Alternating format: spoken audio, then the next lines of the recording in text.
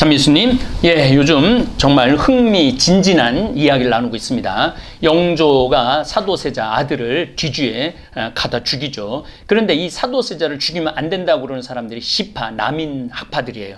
근데 이 사람들이 전부 다 누구냐면 다산 정약용, 그 다음에 정약종, 정약전, 정약현은 이제 벼슬에 안 나갔기 때문에 그래도 이가환, 권철신, 권일신 당대 최고의 학자들이고 최고의 가문들이었죠. 사도세자 죽이면 안 된다고. 결국은 벽파가 죽여야 된다고 그래서 영조가 죽이죠. 그러니까 정조는 뭐에 대한 그리움이 있느냐면 내 아버지를 지켜내려고 그랬던 남인에 대한 그리움이 있었죠. 그래서 천주교가 전파되는 것을 사실 눈 감아 줍니다. 그러니까 말했지만 황사영이가 알렉시오 성조가 막 26에 막 대놓고, 그러니까 이제 광화문 앞에 동네 집을 얻었다가 대놓고 이제 전교를 하는데 포도대장에 갑니다. 이거 이제 이 사학의 이 황사영이 이것도 과거 대과에 급제한 사람이 이렇게 하니 이 정조임금님이 허락을 내라. 포졸 안 된다. 그래요. 너희들은 어떻게 하면 벼슬에 줄을 대려고 그랬는데 내가 20살에 찾아오라고 그랬는데 저 황사영은 그런 너희들과 같은 괴가 아닌 완전히 다른 사람이다. 너무 귀한 사람이니까 건드리지 마라 그러거든요. 그러니까 그만큼 천주교회를 정조가 지켜줬던 거죠. 그 드라마가 이제 이산이고 그래서 우리 깔매수님들이 이렇게 기도를 해갖고 이산이 히트를 치게 된 거죠. 우선 이원국 신부님 목소리로 1850년 10월 나와 10일로 봤지 1일 충청도 도안골에서 쓰신 편지를 듣겠습니다. 그처럼 고난에 찬 예를 한두 가지 들어드리겠습니다. 어떤 양반집 출신의 처녀가 15살 때에 천주교에 대한 얘기를 들었습니다.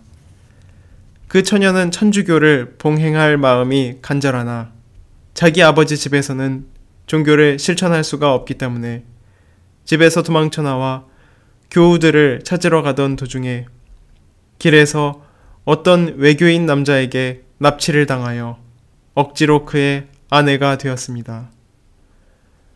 그 납치자의 집에서 12년 동안 살았으나 자기 부모한테도 어느 교우한테도 아무런 소식을 전할 수가 없었습니다. 언제나 다시 도망할 궁리를 하고 있었으나 어디로 도망가야 피신처를 찾아낼지 몰랐고 또 혹시 도망치다가 다른 납치자의 손에 떨어질 위험도 있었습니다. 우연히 교우 하나가 어떤 외교인 친구가 이 여인에 관하여 하는 말을 들었습니다. 그래서 그 여인의 친척으로 가장하여 그 여자를 찾아가서 여러 가지로 위로해주고 천주교 교리와 기도문을 배우라고 책 몇 권을 구해다 주었습니다. 그러나 그 여자에게 성사를 받게 할 방법은 없었습니다. 저는 또 양반집 출신인 안나라는 여교우 한 사람을 보았습니다. 그 여자는 19년 동안 철저한 외교인 집안에만 갇혀 지내면서 신자들과 연락을 하지 못했고 따라서 성사를 받지 못한 채로 지냈습니다. 바로 올해에 그 여인은 친척되는 어떤 신자에게 소식을 전할 수가 있어서 이 신자가 안나를 찾아가서 대화를 할 수 있었습니다. 그때 저는 안나가 사는 집에서 50리 떨어진 공소집에 있었습니다. 그 신자가 저를 찾아와서 안나가 얼마나 열심하고 또 얼마나 간절하게 저를 기다리며 또 철저한 외교인 집안에서 얼마나 처량한 처지에 있는지를 얘기해 주었습니다. 마을 전체가 온갖 미신을 숭상하는 곳에서 혼자서도 그렇게 오랜 세월 동안 신자의 본분을 조금 더 골한 적이 없었답니다.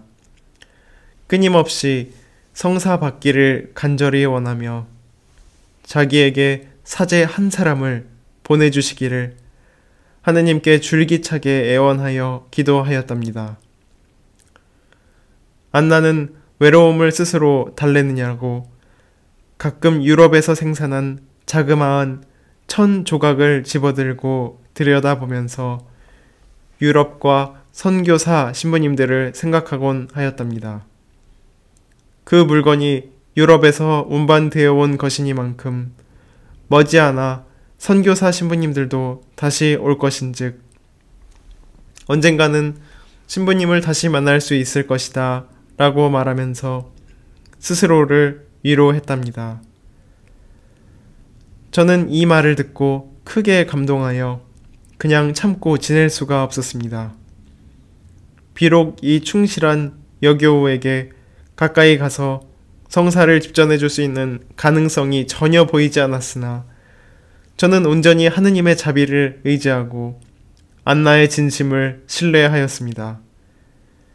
지극히 착하신 하느님과 복되신 동정 마리아께서 마침내 그토록 간절한 안나의 애원을 불쌍히 여기시어 그처럼 충실한 당신의 여종에게 고해성사와 영성체를 집전해 줄 수 있는 방법을 제게 알려주시리라고 희망했습니다.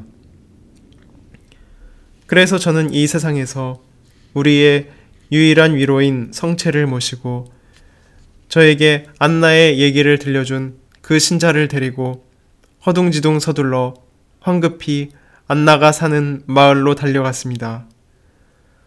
그 마을 전체가 외교인들이었고 그 집안 식구들도 모두 외교인들이었습니다. 그런즉 고해소를 꾸밀 것도 마땅치 않았고 성체를 안치할 만한 마땅한 장소가 있을 리가 없었습니다. 저는 마치 길 가다가 피곤하여 노독을 풀고 뜨거운 햇볕을 피하기 위해 잠깐 쉬는 것처럼 강가의 나무 그늘에 앉아서 기다렸습니다. 그러는 한편 제가 그 여인을 상면할 만한 장소를 찾을 수 있는지 알아보도록 저와 동행하여 온 그 신자를 정탐으로 보냈습니다. 그 신자가 안나의 집에 들어가 보니 그 집 남자들은 모두 밭에 나가서 집 안에는 어른이 아무도 없고 안나 혼자 자기 딸과 어린아이 몇 명과 함께 있었습니다. 그 신자는 그 열심한 여교우가 성찰한 것을 적은 쪽지를 저에게 가져왔습니다. 저는 앉은 자리에서 그것을 읽고 즉시 안나의 집으로 들어가 안나를 바깥 사랑방으로 불러내어 재빨리 사제경을 염해주고 성체를 영해준 다음 곧바로 도망치다시피 나왔습니다. 그때 저는 아주 홀가분한 마음으로 하느님께 최상의 감사를 드리며 빠져나왔습니다. 예, 시부님, 오늘 최양욱 시부님이 공소 방문하면서 만났던 두 가지 예를 들었는데 15살 된 처녀가 천주교를 듣고 집을 도망쳐 나왔고 천주교를 믿으려고. 그러니까. 근데 그때는 천주교를 믿는다고 그러면 가족관계를 끊을 수밖에 없었죠. 그렇죠. 예. 그래갖고 아까 지난 시간에도 시부님이 말씀하셨듯이 16, 17 됐는데 시집도 안 가면 보쌈해 갖고 가도 아무 할 말이 없는 건데 이 여인은 납치를 길 가다가 납치 당하고 12년 동안 이게 참 기가 하느님이라는 이름 하나로 너무너무 옛날에 우리 천주교를 믿는다는 게 그렇게 힘들었던 것 같아요. 납치당해서 억지로 그의 아내가 되었다는 외계인에게 그러니 참 강제로 끌려가서 그리고 결국 이 여인은 성사를 못 받고 천주교에 관한 교리책만 전해봤죠. 그것만 가지고도 위로를 삼고 살아갔다니까. 그러니까.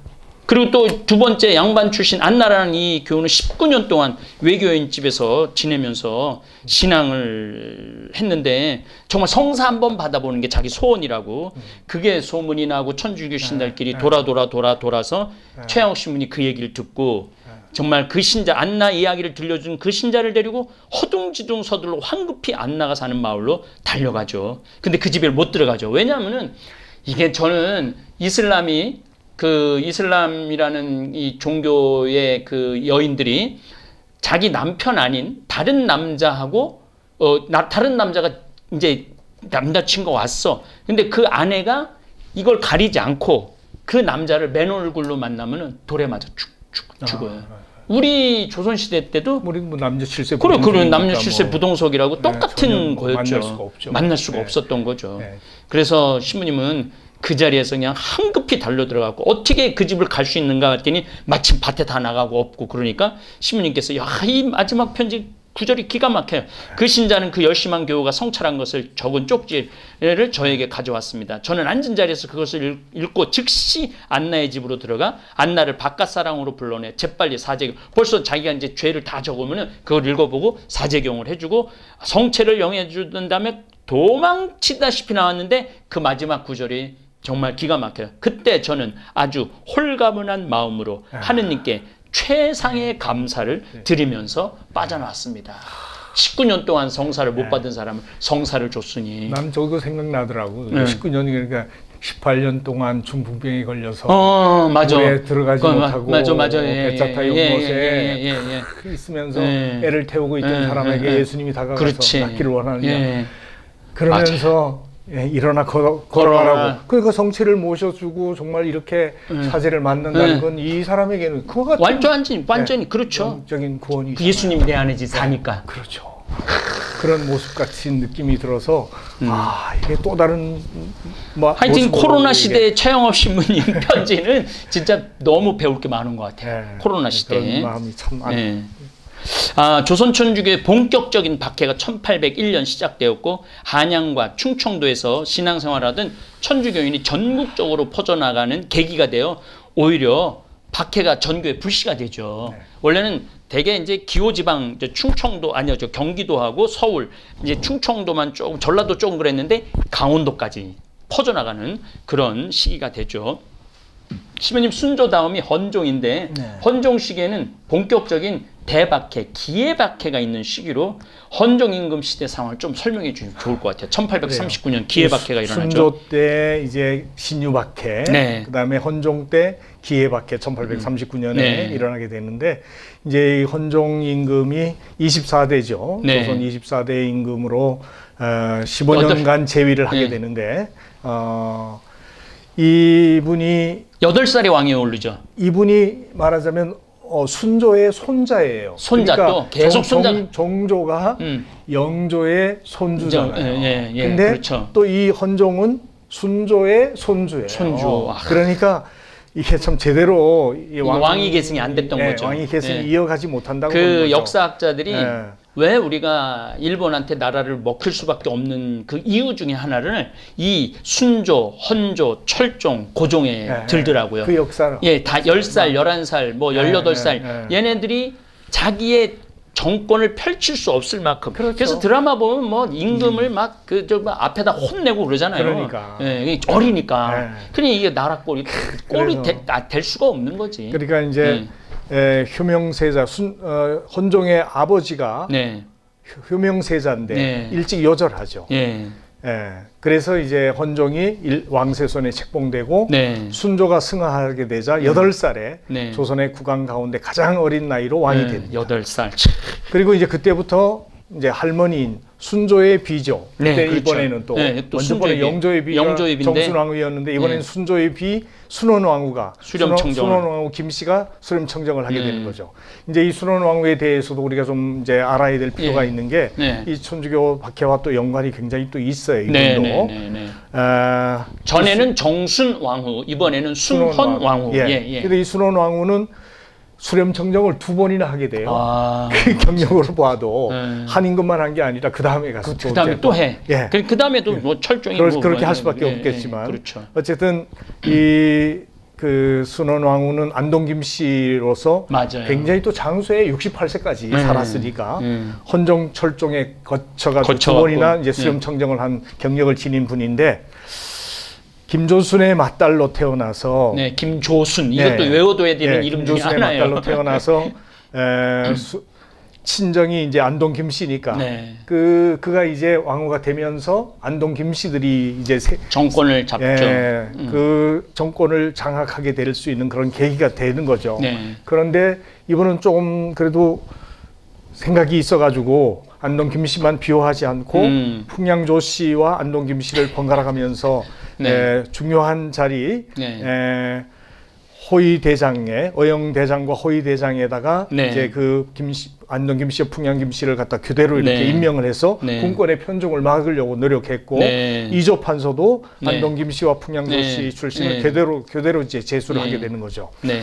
그런데 이제 순조 때부터 조짐이 나타났지만 헌종 제위 때 심각하게 조선 사회를 지탱해 왔던 신분 질서와 봉건 제도가 붕괴하기 시작하는 거죠.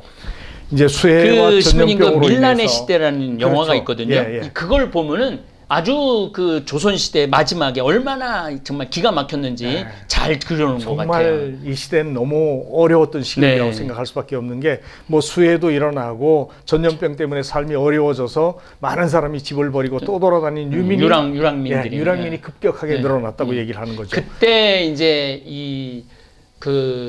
이런 산골로 그야말로 이 노예하고 아가씨하고 눈 맞아갖고 강원도 산골 그 흔적이 많이 남아 있어요. 제가 이렇게 강원도를 많이 돌아다니다 보면은 그 사람들이 뭐 읍내에서 살 수가 없으니까 산골에 들어가갖고 사는 수밖에 없는 그렇죠. 거지. 예. 그러니까 뭐 자연재해도 그렇게 생기는데 이 정치적으로도 이 시기를 세도 정치 시대라고 얘기를 세도 하는데 정치. 이제 붕당 정치가 왕을 중심에 놓고 그 밑에서 신하들이 서로 권력을 차지하기 위해 싸우는 당쟁이라면 네. 세도 정치는 왕실과 혼인 관계를 맺은 몇몇 가문이 나라를 좌지우지하는 정치 행태라고 볼 수가 있는데 최영업 씨는 편지에도 언급되고 있듯이 이렇게 몇몇 세도 가문들이 권력을 독점하면서 이들이 주요 관직을 매점매석하고 독차지해버리고 이제 그런 일이 벌어져서 소위 말해서 삼정문란의 시대라고 삼정문란의 시대. 예. 뭐 삼정은 우리가 잘 알다시피 전정, 군정, 황곡을 말하는데 세도 정치 시기에는 이 삼정이 변질되어서 백성들이 심한 고통을 받게 되는 거죠. 뭐 잠깐 여기 이제 전전, 환전, 환곡, 군정. 전정이라는 거는 논이나 밭에서 나오는 그 이제 세금이죠. 그렇죠. 그리고 이제 군정은 토지세. 군인을 가야 되는데 안 가는 대신 또 내는 세금, 세금이고 환곡이라는 건 뭐냐면은 이제 이 10월 달에 그래도 이제 추수를 하면 1월, 2월까지는 먹고 살 수 있는데 3월, 4월, 5월 가면 이 보릿고개, 보리가 나오기 전까지 그렇죠. 너무 배고프니까 먹을 게 없으니까 또 관에 가갖고 곡식을 얻어다가 타니까 결국은 그냥 보기는 자유인인데 노예로 사는 거지 전 국민이. 그렇죠. 그때 이제 곡식을 빌려주는데 고리대가 모래를 섞은 곡식을 맞아요. 모래를 섞은 곡식을 빌려줬다가 나중에 그걸 또 이자로 걷어들일 때는 엄청난 많은 돈을 걷어들였으니까 백성들이 도저히 살 수가 없다. 그렇죠. 그러니까 밀란이 일어나고 봉기가 일어나고 그랬던 거예요. 이처럼 사회가 불안한 시대니까 임금을 배반해서 군사를 일으키는 모반 사건도 2번에 걸쳐 일어나게 되고 뭐 천주교도 사실 뭐 이제 그때 이렇게 고통받는 사람들에게 어떤 희망의 등불이 됐다고 볼 수가 있는 것이기도 한데 이제 그런 상황에서 천주교회가 전래되기도 합니다. 사실은 이제 그 2번에 걸쳐 일어났던 모반 사건을 보면 첫 번째가 이제 1836년에 충청도에 있던 남웅중이 정조의 동생인 은흥군의 손자를 임금으로 추대하려고 했던 1836년은 우리 김대건 신부님, 최양옥 신부님, 최방재 신부님이 유학길에 12월 3일 날 유학길에 떠나던 해입니다. 그리고 이제 두 번째는 1844년에 노론에 속했지만 몰락해서 중인이 된 민진영이라고 하는 사람이 이원덕 등과 함께 은흥군의 손자를 임금으로 추대하려고 했던 반란이라고 볼 수가 있죠. 둘 다 실패로 끝났지만 이런 일들이 정치적 세력도 없는 그렇죠. 정치적 세력도 없는 사람들이 일으킨 이 모반으로 인해서 누구나 왕권에 도전할 수 있을 만큼 임금의 권력이 우습게 여겨지고 있었다. 임금 앞에서 막 소리 지르고 임금 막 혼내고 막 그랬잖아요. 그런 사건이 이제 벌어지게 1844년은 우리 김대건 신부님하고 최양업 신부님이 부제품 받은 해이기도 하죠. 그렇죠. 맞습니다. 그래요. 이제 그 상황에서 이제 천주교회가 전례가 되고 이제 전례가 되어서 좀 다시 다시 이제 소생을 하는 거죠. 말하자면 1801년 신유박해 때 완전히 쑥밭이 됐다가 다시 이제 정화상, 규진길, 조동철 이런 분들이 계속 북경을 왕래하면서 편지를 계속 보내고 스님을 모셔드리려고 하고 1825년에 교황님에게 보내는 편지가 이것이 이제 전달됨으로 인해 가지고 조선이 1831년에 조선 31년에 9월 9일 이제 조선 독립된 교구로 대목구로 대목구로 나오죠. 이제 그게 설정이 되고 그다음에 이제 초대 대목구장의 소부르게르 주교님이 이제 임명되는 것이죠. 하지만 이제 소 주교님은 들어오지 못하시고 돌아가시게 되고 만주에서 돌아가시고 이제 성직자가 처음 들어오게 되는 것이 헌종 임금 때라고 볼 수 있으니까 1836년 1월에 파리방 정교회 선교사 피에르 모방 신부님이 처음 입국하게 되고. 그런데 저는 신부님한테 제가 배운 이제 지금 완전히 배운 사실인데 모방 신부님이 제일 먼저 한 게 신학생 선발이었단 말이에요. 그렇죠. 들어와가지고 바로 1월달에 들어와서 2월달에 신학생 선발하는데 최양업 신학생을 선발했습니다. 최양업이 1번이고 김대건 신부님이 3번으로 그다음에 최방대가 2번이고 그렇게 이제 얘기됐죠. 그래서 모방 신부님 들어오고 그해 이제 12월달에 자크 사스당 신부님이 연문으로 해서 이제 입국하게 되는 건데 사스당 신부님이 입국할 때 지난번에 말씀드렸듯이 새 학생들이 가서 연문에서 만나가지고 압록강의 얼음강을 건너고 사스당의 얼음강을 건너고 정화상 스님을 모시고 들어오고 그렇게 이제 입국하게 되고 그 다음 해 12월 달에 이제 조선의 2대 교구장인 앵베르 범주교님이 이제 입국하시게 되는 것이죠. 그래서 이제 처음으로 주교님 한 분, 신부님 두 분, 이제 갖춰진 그런 조선 교회가 돼서 이제 성장을 하게 되니까 그때 신자들 숫자가 무려 9,000명까지 달했다는 거죠. 맞아요. 9,000명. 그렇게 이제 신자 숫자도 늘어나고 이렇게 활발하게 전교가 되고 있는 상황인데 안타깝게 이제 1839년에 근데 또 재미난 거는 안동김 씨는 또 천주교를 굉장히 보호하고 풍양조 씨가 천주교를 또 박해한 거. 아주 웃긴 얘기가 그렇죠. 그게 이제 그럴 수밖에 없었던 것이 이제 풍양조 씨가 이제 안동건 씨 세력이 계속 이제 왕비로 들어가게 되면서 집권을 하게 되고 순원왕후가 계속 정권을 가지고 있으면서 이 양쪽을 이제 고르게 풍양조 씨와 고르게 이제 이렇게 이제 균형을 맞추려고 이제 하다 보니까 그쪽 세력도 만만치 않게 된 거고 그쪽의 세력들 중에서 자기들이 더 권력을 장악하기 위해서 이제 당쟁을 서로 하고 있는 상황이니까 풍양조 씨가 풍양조 씨가 이 뭐라 그럴까 안동김 씨의 세력을 약화시키기 위해 가지고 했던 것이 이제 빌미가 된 것이 기해박해. 그게 이제 기해박해가 되죠. 결국 또 이것도 정치적인 이유로 박해가 시작된 거라고 볼 수가 있는 거죠. 왜냐하면 그 헌종 3년에 김조군의 딸이 왕비로 책봉이 되게 되죠. 그런데 이제 조씨 중에는 조만영 일파가 이것도 굉장히 우리 교구 조한영 신부도 있는데 조만영이 굉장히 그 세력이 크죠. 그래서 이제 김조순의 세도 세력을 몰아내기 위해서 이제 천주교 박해를 일으키게 된 것이 기해박해라고 볼 수가 있다는 이야기죠. 그러니까 이게 이제 어떻게 보면 사도세자는 지파와 벽파 사이에서의 갈등에서 사도세자도 죽고 결국 그 여파로 1801년 신유박해가 일어나고 그 다음에 이제 헌종 시대는 안동김 씨와 풍양조 씨가 싸우는데 안동김 씨를 몰아내려고 그러는 이유로 풍양조 씨가 천주교를 박해하게 된 거죠. 이게 역사의 그 한가운데에서 천주교 박해는 그래서 계속 일어나죠. 그야말로 고래 싸움의 새우등이 계속 우리가 터졌던 거지. 계속 만만한 게 천주교 신자, 천주교 박해라고 볼 수가 있었던 것이죠.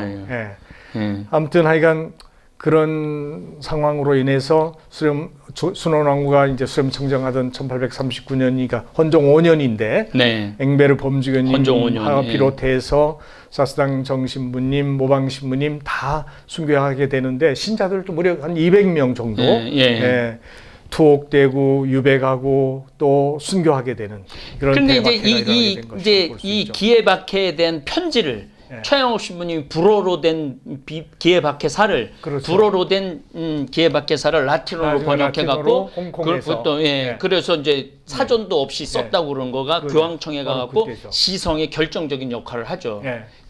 그러니까 이 우리 최양업 신부님이 한국 천주교회사를 거의 그 관통했다고 네, 해도 그렇죠. 네. 그 부분에 대한 관심이 굉장히 컸어요. 그러니까 사실은. 굉장히 컸고 아무래도 뭐 그 앵베르 주교님이 이제 순교하셨는데 39년에 순교하기 전에 복사처럼 데리고 있었던 사람 중에 현성문 가롤로 예, 그분한테 그리고 이제 행정년 베네딕타 예, 동생이 있는데 그들한테 계속 이 천주교 자료를 모아요. 자료를 순교해서 기록을 하기를 요청을 했었거든요. 맞아요. 사실은 이제 그래서 만들어진 것들이 이제 보내시게 되는 거예요. 기회일기가 나중에 이제 살아남아서 현성문 가롤로가 이제 있었기 때문에 그걸 다시 이제 보낼 수 있었게 가능했던 거고 그것을 이제 페레올 주교님이 들어와서 페레올 주교님이 이걸 가지고 이제 다시 불어로 번역하고 해서 다시 보내가지고 그걸 메스트로 신부님이 이제 최양학 부제한테 해봐라고 그래서 이제 번역해가지고 이제 얼마나 스승이 제자가 믿음직하면 그걸 편지를 번역하라고 그렇죠. 했겠어요. 그러니까 그만큼 이제 믿음직스럽다고 볼 수가 있죠. 근데 기아박하뿐만 아니라 또 대단한 박해가 또 하나 더 일어나죠. 그 다음에 이제 헌종 때 7년 뒤 1846년에 우리나라 초대 신부님 김대건 신부님 순교한 병호 박해. 이게 이제 병호 박해라고 볼 수 있는데, 뭐 우리가 알다시피 김대건 신부님은 1845년 8월 17일에 상해에서 사제 소품을 받고, 성당에서 3대 대목구장, 3대 교구장인 페레올 주교님과 그다음에 W 신부님하고 배를 타고 이제 조선 땅에 처음 이제 들어오시게 되는데 왔는데 와 보니까 그 사람들이 하는 말이 어디서 왔어 꽝 그런단 말이야. 이거 뭐야? 어디서 왔어 꽝? 이거 무슨 말이지? 난 분명히 충청도를 향해서 왔는데 사람들이 말하는 게 어디서 왔어 꽝 그런단 말이에요. 그래서 보니까 이게 표류가 돼갖고 제주도에 표착을 해갖고 거기서 미사를 하고 다시 올라가게 되는 거죠. 거기서 배도 고치고 해가지고 이제 올라가게 돼서 참경으로 들어가게 됐던 것이죠. 그때 참 무식하기도 했고 용감하기도 했던 것 같아요. 뭐 지금은 나침판이 있지 뭐 저쪽으로 가면 상해고 이쪽으로 가면 조선이다 이러고 왔다 갔다 했으니. 그러니까 그러면서도 그 두려움 없이 우리 대장 김대건 시민이 우리 예수 대장이 앞을 지켜줄 거다. 가자. 이제 그 표착 제주도에 그 표착제에 가보면은요 그 배가 똑같은 배 크기가 있거든요. 그 배로 그 서해안을 건넜다는 거는 이거는 가고 오고 가면서도 이게 풍랑을 만나가지고 죽을지경이 되는데 그러니까 그 배에 11명 11명 정도 태웠는데 배를 타본 사람은 불과 5명도 안 되고 나머지는 농사꾼이에요.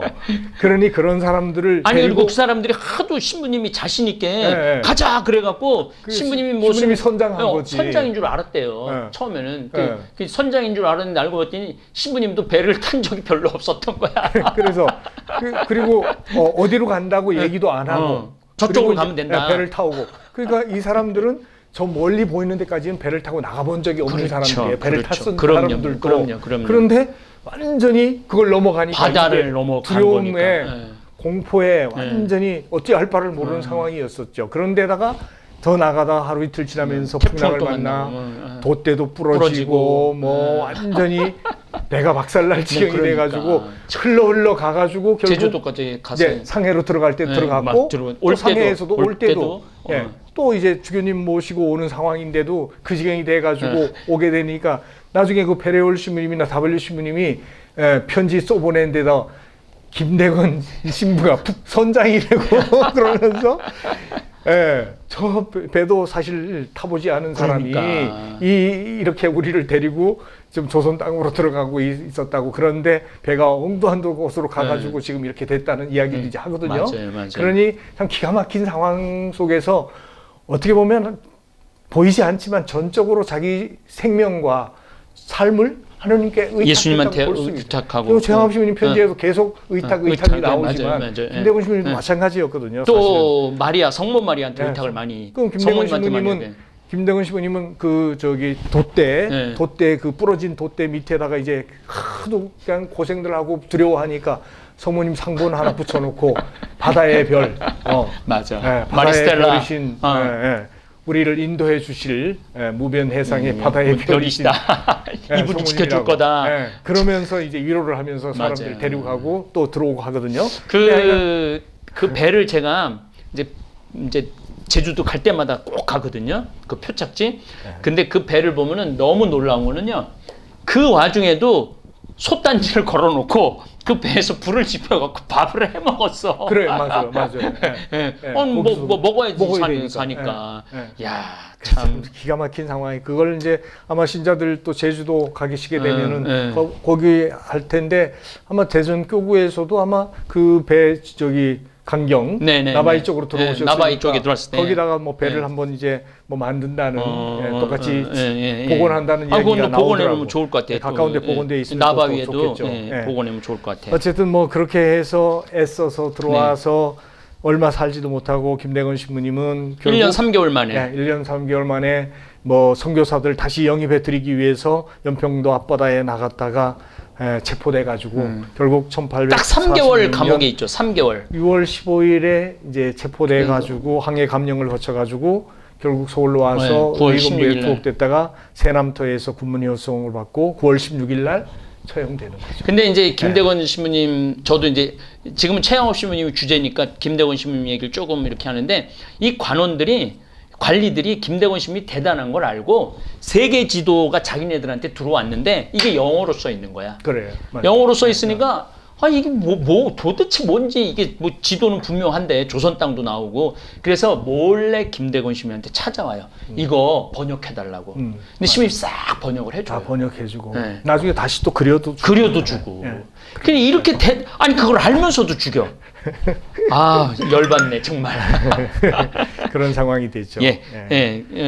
어쨌든 이제 그래서 그 최후를 좀 헌종의 최후를 좀 봤으면 좋겠어요. 헌종이 이제 뭐 마지막에 한 9년 동안은 수렴청정에서 벗어나서 친정을 하기도 했는데 뭐 아무리 해도 그 세도 정치에서 벗어날 수가 없으니까. 그렇지. 8살에 됐으니 뭐 결국 실망하고 뭐 결국 여자를 가까이 하게 되고, 여자를 가까이 하면서 병도 들고 그런 상황에서 조선이나 주변 상황에 대해서 이렇게 급격하게 변하고 있다는 사실을 제대로 알아차리도 못하고 열강 세력에 대해서 대응도 못하게 되는 것이라고 볼 수가 있는 것이죠. 이제 그런 가운데 병에 눕게 돼서 1849년 7월 25일에 23살의 나이에 8살에 왕이 돼갖고 23살에 죽으니 23살의 나이로 이제 창덕궁 충의당에서 승하하게 되죠.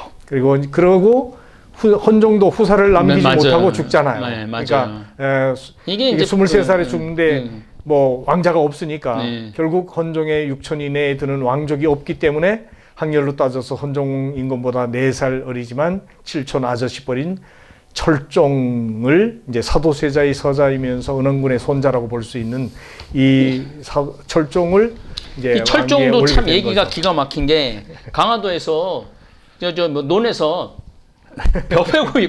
벼 신고 있는 사람을 데려다가 왕으로 나무 해오고 이랬으니. 그러니까 참. 근데 신부님, 이게 우리가 얘기를 너무 좀 재미난 얘기를 많이 해갖고 요 얘기는 다음에 이어서 이렇게 마무리를 지면 좋을 것 같아요. 할 얘기가 너무 많은데 대충 넘어가면 안 될 것 같아갖고 다음 시간에 우리 만나도록 하겠습니다. 감사합니다.